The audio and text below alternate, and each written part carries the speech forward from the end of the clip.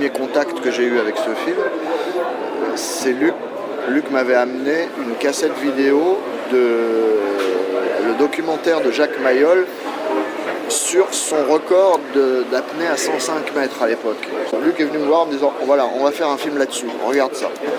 Et j'ai regardé ça le soir et j'ai été bouleversé par J'avais trouvé ça mais incroyable, parce que de voir ce que ce gars faisait, Jacques Mayol, le vrai, ce qu'il faisait, et puis les commentaires qu'il en faisait, donc, parce qu'il y a sa voix off sur les images, et c'était magnifique, parce que c'est à la fois c'est beau, c'est sportif évidemment, mais c'est très spirituel aussi, c'est très zen, quoi.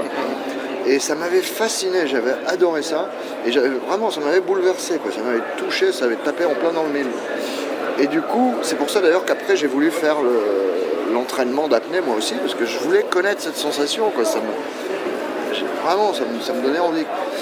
Et or, effectivement, la préparation technique pour faire ce que faisait Jacques Mayol, c'est purement et simplement du yoga. C'est du yoga de respiration pour arriver à se détendre au maximum, à ralentir son cœur, etc. Donc ça a un côté évidemment très zen. Quand on est au fond de l'eau pendant 2 minutes 30, c'est vrai que c'est spécial, hein. Parce que c'est une sensation qu'on ne connaît pas ailleurs. Et c'est à la fois très zen, très mystérieux, un petit peu angoissant. J'écris vraiment à l'émotion. Je ne sais pas écrire autrement, quoi. Moi, en tout cas, qui compose émotionnellement à 100%, ce que je compose, c'est forcément, oui, des choses que j'ai ressenties qui après une curieuse alchimie à l'intérieur de mes neurones, se transforment en musique. Donc là, clairement, ce qui est sorti, c'est ce que j'ai dû ressentir quand j'étais en apnée. Quelle musique je vais faire pour ça? J'ai jamais trouvé la réponse sur le moment. C'est-à-dire j'ai eu aucune idée sur le moment. Mais par contre, je sais qu'après, quand j'ai écrit, ça vient de là, oui, bien sûr. Il était question à l'origine de faire un score symphonique, parce que quand Luc me parlait du film, avant de le faire, il m'avait dit voilà, on va faire un grand film, hein, et donc pour faire comme Spielberg et Lucas enfin tous les films qu'on adorait à l'époque, c'était de la musique symphonique. Donc il m'avait dit on va faire une grosse musique symphonique comme ça. Donc moi j'étais un peu terrorisé évidemment, parce que j'avais jamais fait ça de ma vie. Mais du coup je me suis plongé là-dedans, dans la musique symphonique. J'écoutais mais vraiment de 3 heures par jour au casque, les yeux fermés, vraiment. C'est-à-dire je faisais mon éducation symphonique en accéléré, en intense. 4 morceaux principalement. Il y avait Daphnis et Chloé de Ravel, Petrouchka de Stravinsky, Musique pour cordes, percussions et célesta de Bartók, et Prélude à l'après-midi d'un faune de Debussy.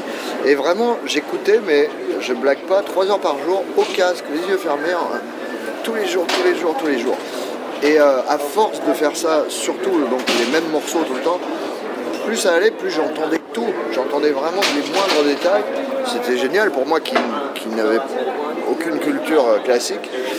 Et au bout d'un moment, quand vraiment j'entendais vraiment tout, absolument tout, j'ai acheté les scores d'orchestre pour essayer voilà, quand il y avait une couleur qui me plaisait particulièrement, j'essayais de retrouver dans le score. Alors, ça me prenait un temps fou, parce que comme je lis extrêmement mal, il me fallait un temps fou pour retrouver le passage, mais quand je retrouvais le passage, voilà, ça me permettait de voir un peu comment c'était fait, quoi, qu'est-ce qui créait cette couleur. Et finalement, au dernier moment, Luc a changé d'avis. Un jour, il vient me voir, il me dit « Finalement, j'ai réfléchi à l'histoire de la musique. En fait, c'est pas notre truc, c'est pas notre culture, c'est pas ce qu'on écoute. » Parce que c'est vrai qu'à part ça, on écoutait la même musique tous les deux. On écoutait de la pop, du jazz rock, Weather Report, des trucs comme ça. Ou alors de la pop, Sting, Police, voilà. Et c'était plus ça notre culture.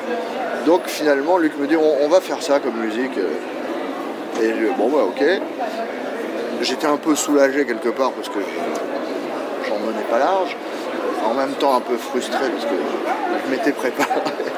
Ces 3 ans du coup d'immersion dans le classique, dans le symphonique, ça a complètement changé ma façon d'écrire.